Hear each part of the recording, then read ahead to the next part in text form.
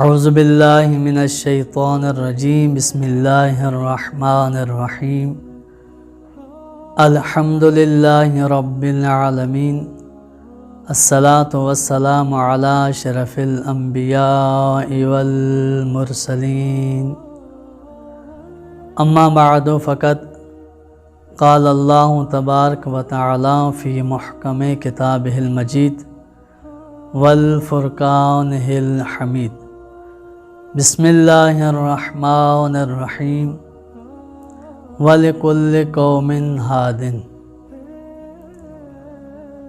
آج ہمارا جو عنوان ہے وہ سیرت حضرت امام حسن عسکری علیہ السلام ہے۔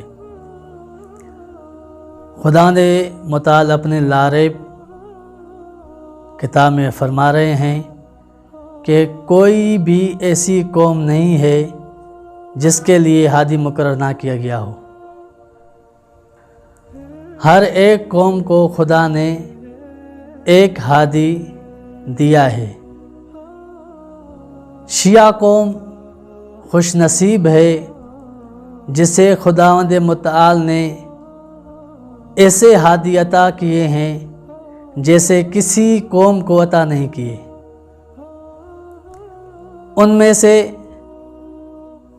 11ویں امام مولا حسن عسکری علیہ السلام بھی ایک ہیں۔ امام کا ایک لقب ہے ہادی۔ ہادی کا معنی یہ ہے کہ جو بندے گمراہ ہوں ان کی ہدایت کرے۔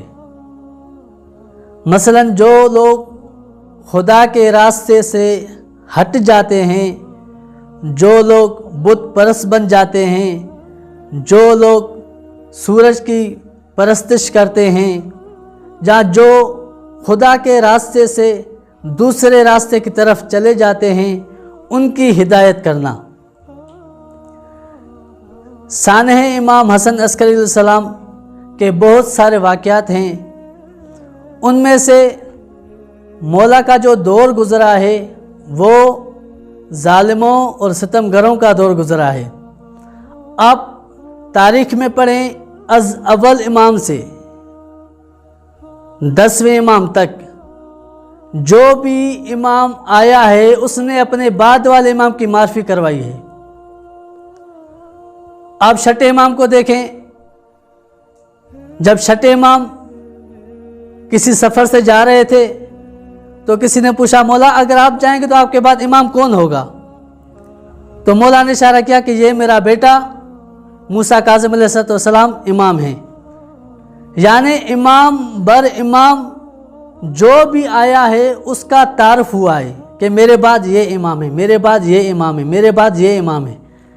لیکن مولا کا جو دور ہے وہ مختلف ہے۔ مولا کے دور میں امام کو چھپا چھپا کر پرورش کی گئی ہے۔ کیوں امام کو چھپایا گیا تھا؟ آخر وجہ کیا تھی کہ امام کو چھپایا گیا؟ جو ظالم حکمران تھے وہ از اول امام سے اس انتظار میں تھے کہ ہمیں موقع ملے کہ ہم امامت کی کڑی کو ختم کر دیں، اس نسل امامت کو ختم کر دیں، امامت باقی نہ رہے، فقط ہماری حکومت ہو۔ جو مولا کا دور تھا وہ بہت سخت ترین دور تھا۔ آپ پہلے نگاہ کریں، ہر ایک امام نے اپنے اپنے دور میں خدا کی توحید کو بیان کیا، خدا کی خدائی کو بیان کیا، بتایا کہ یہ خدا ہے، یہ لائق سجدہ ہے۔ آپ رسول خدا کی زندگی کو دیکھیں، رسول خدا کے دور کو دیکھیں کہ رسول خدا کے دور میں لوگ سورج کی عبادت کرتے تھے، بتوں کو پوجتے تھے، اتنی جہالیت تھی۔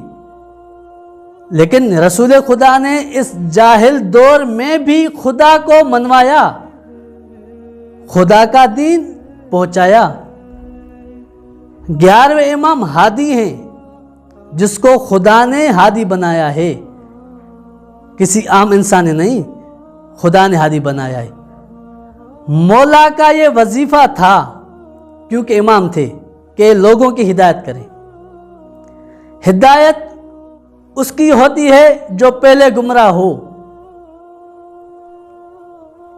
ہم نے آپ کے سامنے جو خدا کے لارب کلام میں سے ایک آیت تلاوت پڑھنے کا شرف حاصل کیا، اس کا مقصد یہی تھا کہ ہر دور میں کوئی نہ کوئی ایک ہادی آیا ہے۔ مولا کی جو شان حیات ہے، اس میں مولا نے ایسے دور میں خدا کو منوایا ہے جو 11ویں امام کا دور ہے۔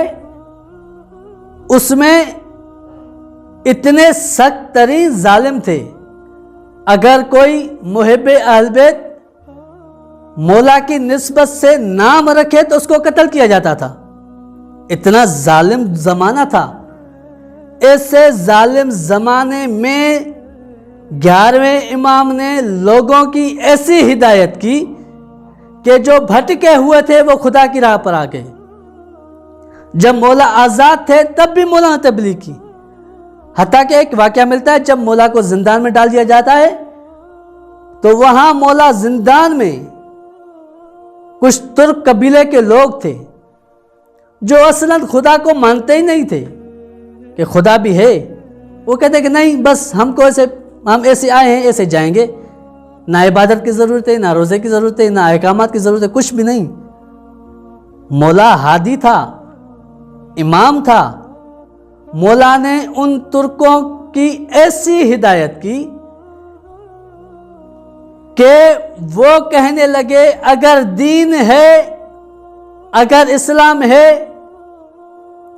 مولا نے ان ترکوں کی ایسی ہدایت کی، جب ان ترکوں کے سامنے اسلام کا اصلی چہرہ لایا گیا، جب حقیقت واضح ہوئی تو ان ترکوں نے خود یہ کہا اگر حقیقی اسلام ہے تو اس مظلوم قیدی کے پاس ہے، اگر اسلام کا چہرہ دیکھنا ہو تو اس قیدی کو دیکھیں۔ ایسے مولا نے تبلیغ کی ہے۔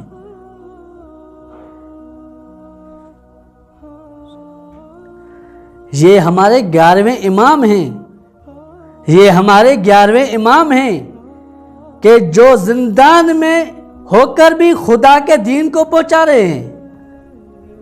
پہلے امام سے لے کر 12ویں امام تک یہ وہ ہستیاں ہیں، یہ وہ ہادی ہیں جن کے اوپر زمانے اثر انداز نہیں ہوتے۔ ہر حال میں خدا کے دین کو پہنچایا ہے اور خدا کے دین کو بچایا ہے۔ والسلام علیکم ورحمۃ اللہ وبرکاتہ۔